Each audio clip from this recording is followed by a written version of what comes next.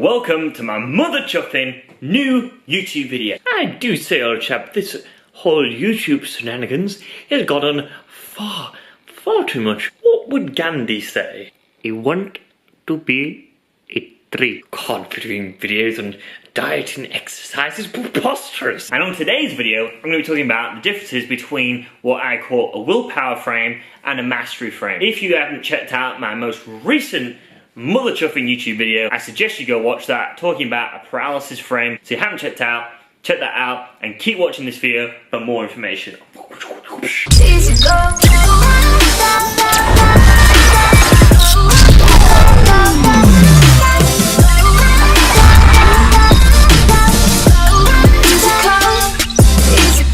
Fancy shit. The differences between what I call a willpower frame and a mastery frame. With willpower, it's all based on difficulty. Every step of the way seems like this arduous task, and it seems like this astronomical, effort that you're trying to put out in every step of the way, because you're always walking on this tightrope of never knowing what's working. You're not allowed to eat certain foods. You have to exercise a certain amount of time. So the difference between power versus force. In a willpower frame, you're predominantly using force, that you have to kind of force yourself to do things. In a mastery frame, it's actually focused on power. It's kind of like Robert Greene, he used to say, it's like almost looking down from Mount Olympus at the terrain.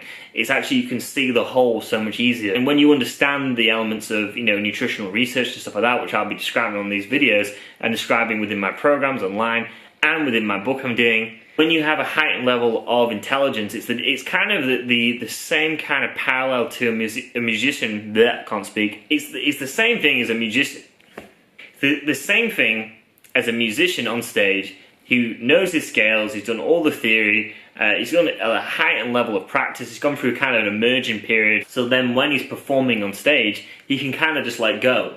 And it's the same thing with flexible anti-dieting, is that once you have a heightened level of the research and you have a heightened level of how the scaffolding works in a dieting program, you can really be very flexible, and you can go out certain places. You're not location dependent anymore. You don't have to always eat at home. You can actually go to restaurants, and you can actually make very calculated estimations of foods and stuff like that, because you know what's in what. In a willpower frame, you're kind of guessing. You're kind of going off this kind of ideology of that there's only certain foods you can have, and anything outside of them parameters is dangerous, and it will actually cause me not to have results and stuff like this. So what I call flexible anti-dieting, where it's based on mastery, it's a greater understanding of scientific research around nutrition and exercise, so then you can put that into practice, you can test that out, and you have an element of I can't speak. You have this improvisational element with food and your eating. You can make more creative choices and stuff like that.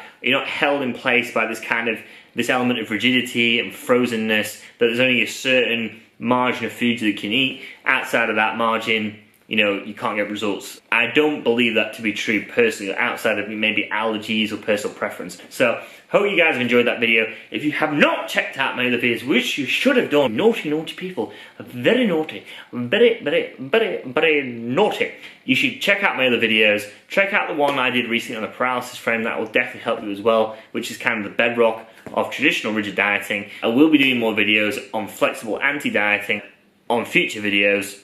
And until then, my sexy people, I will catch you soon. Be sure to subscribe to the channel and share it with your friends. Thank you very much, and good night.